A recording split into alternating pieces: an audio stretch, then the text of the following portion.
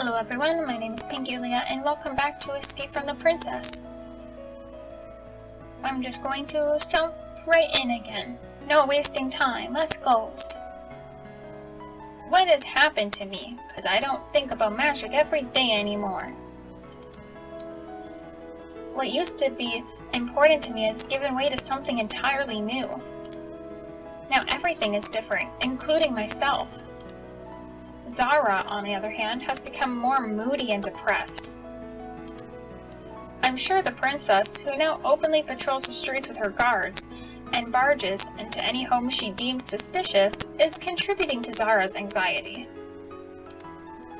The entourage periodically rides past my house, too. What's worse, Princess Elise sometimes lingers nearby in her search. I'm sure she feels Zara's presence with her magical intuition. Fortunately, the witch's magic aura is too weak due to the curse. Even so, I watch with an anxious heart every time the princess is near. I fear she'll find us sooner or later. Part of me doesn't even care if I'm punished for helping the witch. No. I worry that Zara will be sent back to the palace she hates so much. And that's not like me. It's taken longer than expected to sew the priestess disguises, but we should finish them today. Zara even went to bed early last night so that she could work on them first thing in the morning. I was up half the night thinking about how Witchy will soon vanish from my life, and how I'll once again be alone. And it makes me sad. Not even the thought of magic medallion giving me powers helps me feel any better. Well, no, I'm still excited about it.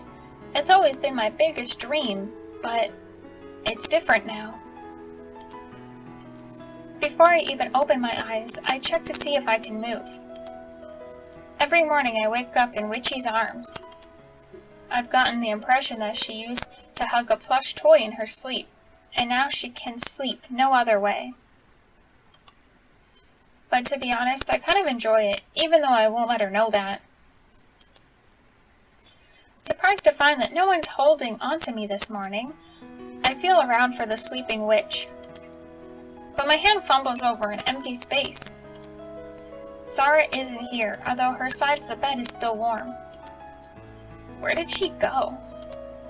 Has she gone somewhere? That's strange. The witch has never woken before me. Anxious, I dart straight up and look around. What is the boop? It's the completely naked witch's boop. That's a pretty nice sound, not gonna lie. What the hell? Didn't I warn you about walking around naked in front of me? Oops, you're awake already? I was hoping to change before you woke up. You're a little edgy about that, you know. I'm not edgy, and don't pretend like everything's fine. You want to change, then do it. If my mom could see this filth. Filth? I'm not filthy. You're the one who woke up earlier than expected. I had no intention of traipsing around naked in front of you. You always act so weird about it. You think it's a weird reaction? I'm a wholesome girl. I'm not used to seeing someone's boob in my bedroom, not unless it's my own.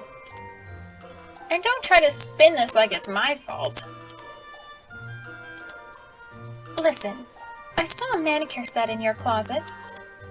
Would you mind if I use it? I need to do my nails. Fine, whatever. Take it if you need it. I mean, this isn't really the time to be asking about that. Will you get dressed already, or are you going to keep talking? I'm dressing. Stop panicking. You know, my maids never behave like this when they helped me dress. They're probably used to your antics. Possibly.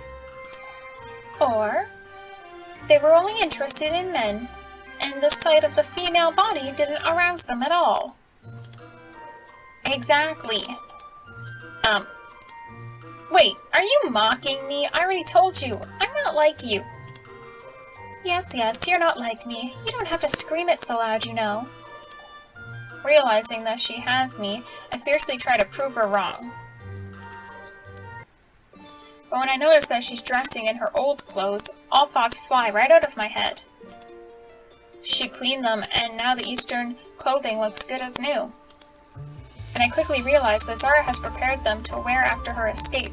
We both know that any day now the witch will be leaving this house forever. Noticing that I've gone quiet, Witchy looks at me confused. Is something wrong? Is there a snag in my clothes somewhere? No, your outfit looks great.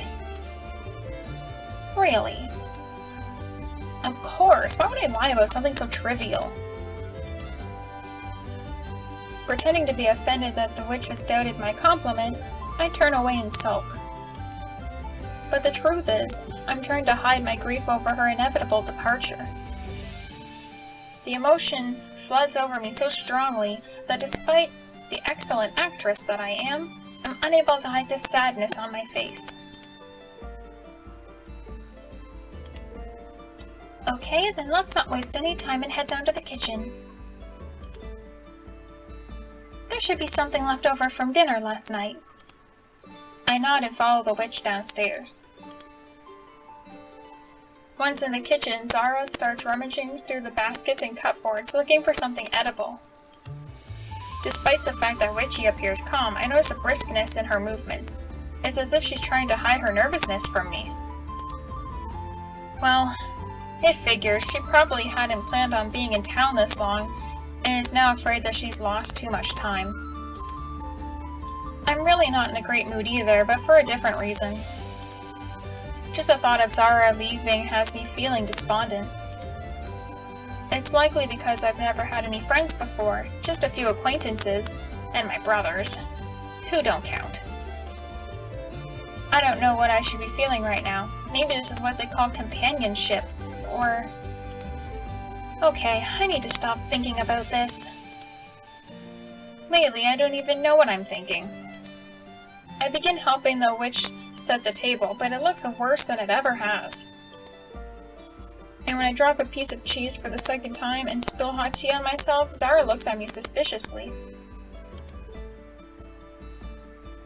Are you sure you're okay?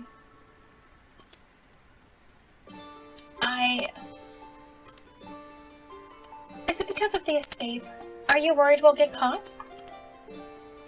I thought you were confident in our success and in yourself. I'm still confident, and yes, it is because of the escape. It's probably best if I don't mention the real reason I'm upset, at least not until I figure out my true feelings. The witch once again looks at me skeptically, but says nothing. I suddenly have the urge to talk to her, to tell her what's going on in my head right now, but I can't make up my mind. Besides, if I tell Zara that I really like her, she'll probably take it the wrong way. And I'm not that kind of girl. Those perverts with their perverted thoughts, it's hard to even talk about friendship with them. Bruh. Over the last few days, all of our breakfast conversations always lead back to sewing and the priestess disguises. This breakfast is no exception. I certainly prefer other topics of conversation at this point. Do you really think the guards won't suspect a thing? I'm sure of it. They'll pay little attention to two priestesses hurrying to the sanctuary. It's not even worth worrying about. I'd really like not to worry, but have you seen our disguises? I don't want to speak poorly of our sewing skills, but those outfits look like they were made by blind, one-armed goblins who drank too much wine from reindeer droppings. Hey, the dresses may not be perfect, but you're clearly overreacting. I doubt you'd be able to tell the difference if you saw them from a distance. But the guards won't be seeing them from a distance. Besides, every time we put on my dress, I feel like the stitches are going to rip apart at any moment, leaving me completely naked. Psh, You say that like it bothers you if strangers see you naked. Strangers and guards are two completely different things. I sigh. Zara is right. The dresses ended up being the wrong size. And the thread sticking out everywhere makes them look even worse. Granted, we plan to fix most of the problems today, but I'm not sure it will help. Fixing the problems is one thing, creating new ones is another. I have to admit, when I look at the fruits of our labor, even my unshakable confidence falters. Oh, I wish I could leave town sooner. These walls are suffocating me, and I can feel the princess getting close each day. She'll find me soon, and then... No, I can't wait any longer. We need to complete our outfits today. Maybe we don't need to hurry so much? Of course we do. You wouldn't understand, but each day I spend here may be fatal to me. And for you too, by the way. You won't be praised for helping a wanted criminal escape capture, you know? I know, and whose fault is that? Zara frowns at me before looking away guiltily. You're right. I'm sorry, I shouldn't have said that. Alright, if you finished your breakfast, let's head upstairs. We need to continue working. I nod, obeying the witch. I sadly saunter up to the second floor. Once in the bedroom, Zara pulls out the threads, needles, and other mending accessories from the sewing basket. Then she unfolds both priestess outfits, which are nearly complete, and nods her head as she looks them over. So, you truly believe these will deceive anyone? I look at the crooked seams, protruding threads, and the differently colored sleeves of my dress. You asked me before, and I already told you, we'll be wearing cloaks. You won't be able to see anything underneath them, so stop worrying.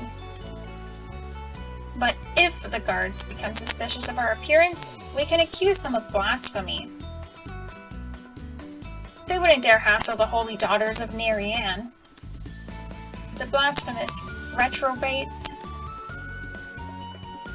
or reprobating blasphemers, whichever sounds better.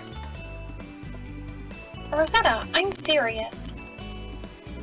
Well, I'm serious too. What's wrong with the plan? We can't just accuse the guards of blasphemy. A real priestess wouldn't do that. The guards will discover us even more quickly if we do that. You say that like you've done it 100 times before, and they've always seen through your deception. Anyhow, you'll never know unless you try. We don't need to try. We don't need the extra attention. Moreover, they'll certainly have a poster with my picture on it. So what? I saw your picture.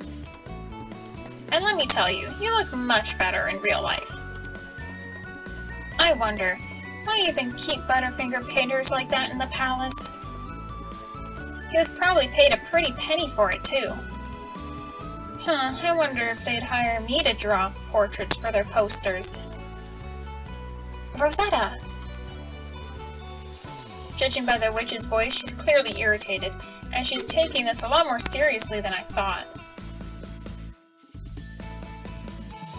Well, it's her loss. She really needs to calm down a little and relax before the escape. I don't have time to open my mouth and say anything when a herald's horn sounds out from the street. Knowing that puffy mouthpiece is about to read off an announcement, I open the window so we don't miss anything.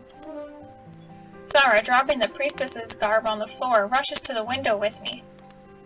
I glance over at Zara, and I can see on her face that she's not expecting this to be good. After he finishes blowing his trumpet, the brightly dressed troublemaker begins to loudly read the announcement. Attention, all residents of our great town! By royal decree, a reward for the capture of the runaway criminal Zara Kiranis of Muratana has been increased twice-fold, and is now 4,000 gold coins. If any individual has knowledge of the fugitive's whereabouts, they must inform the authorities immediately. Failure to do so will result in said individual being remanded into royal custody. I wince. I don't like being reminded of how much danger I'm in. Also, as of this day, the market square shall be cordoned off, and all street patrols will be reinforced with additional guard squads. What? Boop! So the princess must know the witch is close.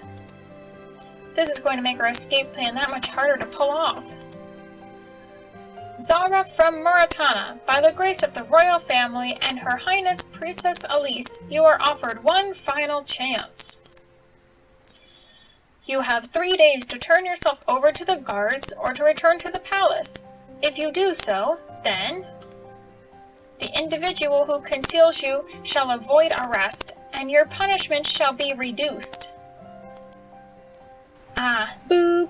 This is so complicated. The herald then reads off a few more insignificant announcements before finally shutting up and leaving the street. And I turn back to the witch, who seems lost. It almost feels like she's afraid I'm going to try to persuade her to surrender so I can escape the punishment for my abetment. But I'm not one to force others to sacrifice themselves for my own benefit. And that is a great time to stop, so thank you so much for watching, and I'll see you next time. Bye!